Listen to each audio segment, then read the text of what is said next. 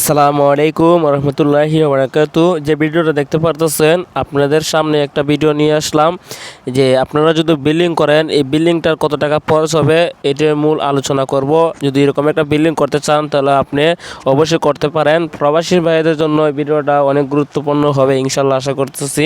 যে বাড়িটা দেখতেছেন এই বাড়িটা নির্মাণের যে খরচটা আছে না, খরচটা প্রায় 13 থেকে 14 লাখ টাকা কমপ্লিট করলে এটা একটা 4 রুমের একটা বিল্ডিং। এটা একটা 4 রুমের একটা বিল্ডিং, এটার মধ্যে 2টা ওয়াশরুম আছে আর আপনার যে সিঁড়ি রুম আছে, কিচেন রুম আছে, সবই আছে এটার মধ্যে এভরিথিং।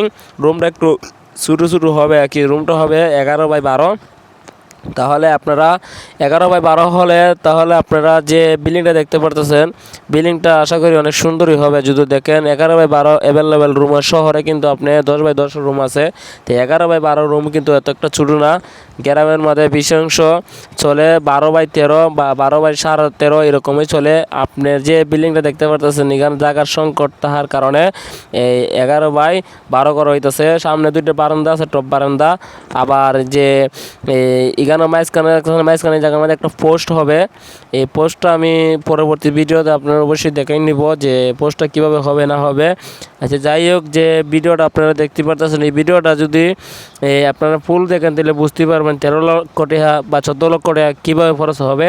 আমি আশা করতেছি 13 লক্ষের ভিতরে আপনি কাজটা কমপ্লিট করতে পারবেন, কারণ এটি হলো একটা 7 ফাউন্ডেশনের বিল্ডিং। এখানে 300টা রড দিয়ে করা হয়েছে। 300টা রড 6 পিস করে দেওয়া হয়েছে, প্রত্যেকটা পিলারের মধ্যে 300টা রড 6টা করে দেওয়া হয়েছে। বাট আপনি যদি 400টা দিয়ে করেন, 400টা কর্নারে 4টে দিয়ে করতে পারবেন, সাইডে দিয়ে আবার 4টে দিলেও চলবে, মাঝখানে আপনার 6টা দিতে হবে। এটা আপনার রুমের যে দূরত্ব বুঝে আপনি দিতে হবে। এখানে রুমের দূরত্ব কম দিকে 300টা ব্যবহার করছি। রুমের দূরত্ব 11x12 এই কারণে 300টা দিয়েছি 6টা করে। যদি রুমের দূরত্ব যদি বেশি হতো তাহলে আমরা 400টা ব্যবহার করতাম। যাতে 7 ফাউন্ডেশন বিল্ডিং এখানে গাঁথনি করার পরে তারপরে 7 ঢালাই হবে।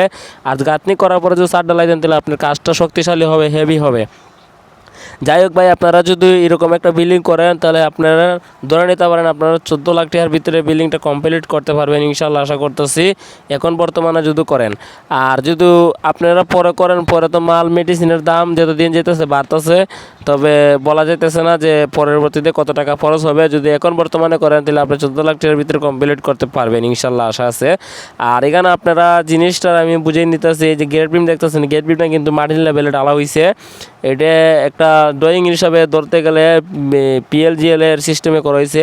যেটা GL হয় এটা হলো মাটির লেভেলে, আর যেটা PL হয় এটা হলো ফ্লোর লেভেলে।